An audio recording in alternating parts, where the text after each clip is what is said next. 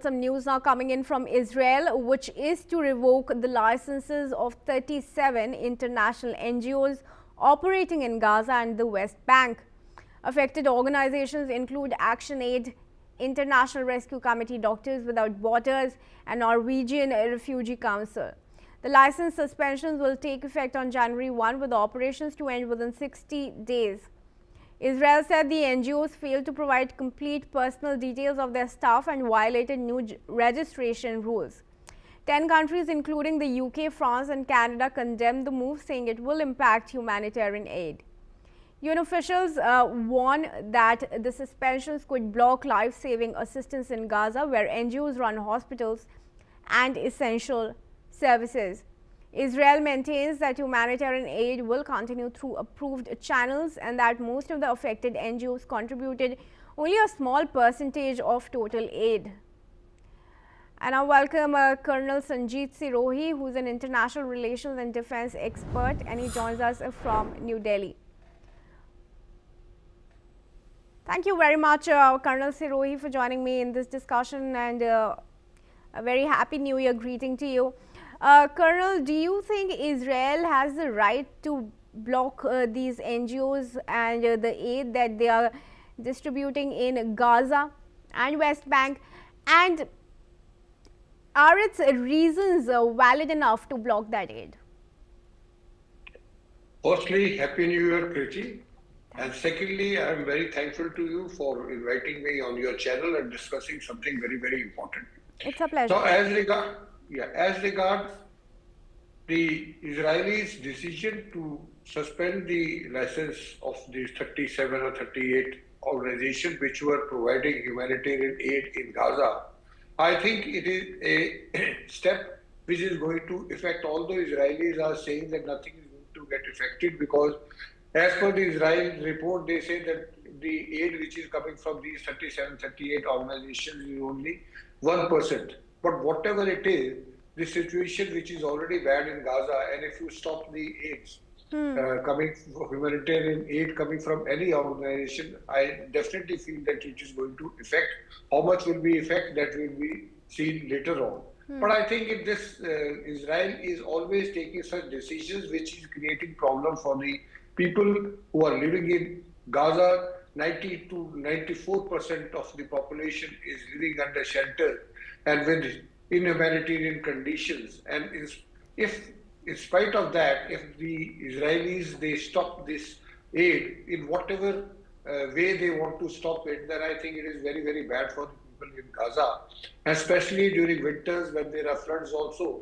So I think this is a wrong decision. Yeah. And the new regulation which they are talking about, because if you see from the other's point of view, if you give the name and the background of the person who are working as the humanitarian workers, then it jeopardizes it compromises their security. And Israelis are already 500 and plus aid workers have been killed in Gaza since October 23. So I think it is a wrong decision. And the countries which are condemning it is absolutely correct. And Israel always take decision on their own. If they are occupying their territory, if they are occupying Gaza, then it is their moral responsibility to look after the people who are there in Gaza.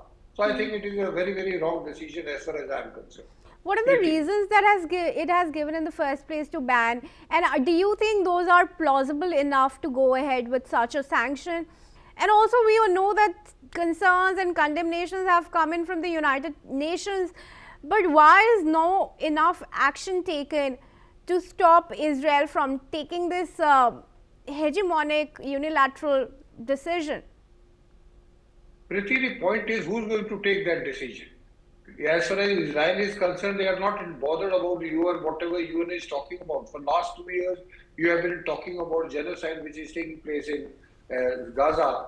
International Court of Justice, also the cases have gone of genocide against Israelis, especially against the Israel Prime Minister. But nobody is taking any action because everyone knows that Israel has got full support of the Americans. And you know that it is Americans who are running the show in Gaza or in Israel. So I don't think there is any other country which has that much of leverage with Israel where they can say, okay, stop this on this. and do what is absolutely correct. So I think this is not going to stop, because what we have seen is for last 2 years, whatever Israel decides to do, they do it, and nobody stops them. Kirti.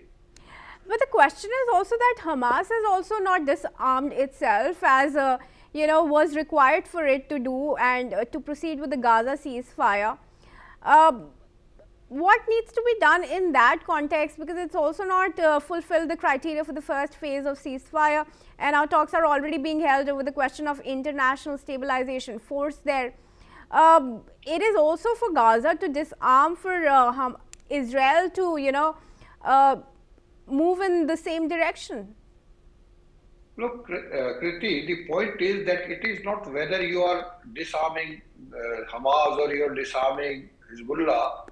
These are the terrorist organizations. Tomorrow, if you even disarm them, then what is the guarantee that the other third terrorist organization will not crop up? Yeah. So it is not the organization it is the mindset of the people. Until that mindset is staged, you cannot disarm. Even if you disarm them, firstly, the question is who is going to disarm them? Israel has tried their best, but still they have not been able to do it. Now there is a ceasefire. Now the international stabilization force, once it goes there, I don't think they will also be able to disarm them, because they say that this arms what we are having are our self-defense. So it is very, very difficult. And even if you disarm Hamas, I am telling you, you may disarm them for 4 years, 5 years, but after that what? So until that mindset of the people in Gaza or Palestinians, until you look after the Palestinians and you talk about two-state solution, things are not going to work out. Now the Israelis are not even talking about two states; they are talking about only greater Israel. Yeah. So I don't think this problem can be solved in such a simple way. All right, but Israel had also said that it required these NGOs to get themselves registered. Then why have these aid organizations not fulfilled that criteria for Israel? What is stopping them from getting registered? I'll tell you what is stopping them, because because the Israeli feel that the Hamas has infiltrated the organization, all these humanitarian organizations which are working there. That is their point of view. But point of view is Norwegian Refugee Council, China Law has said that if you give the names and the other details which are required for the new regulation, now those details, when it comes to Israeli army, there are chances that these workers who are working, the Israeli army will get after them and they are going to be shot. So the point is, it is compromising on the security of the working for the humanitarian organization. So the point of view of both the Israelis as well as the Norwegian Refugee Council, both of them are right. But only thing is that they have to talk to each other, and maybe there has to be some mechanism has to be found out where even the details which are required for these things are not diverse to anybody, and those people who are working on humanitarian ground in Gaza, their security is also looked after by Israelis, because they are the occupying force. The security of anyone who is in Gaza is the responsibility of Israelis till international stabilization force reaches there and start functioning there. All right, thank you, Colonel Sirohi, but do continue to stay on with me as we proceed.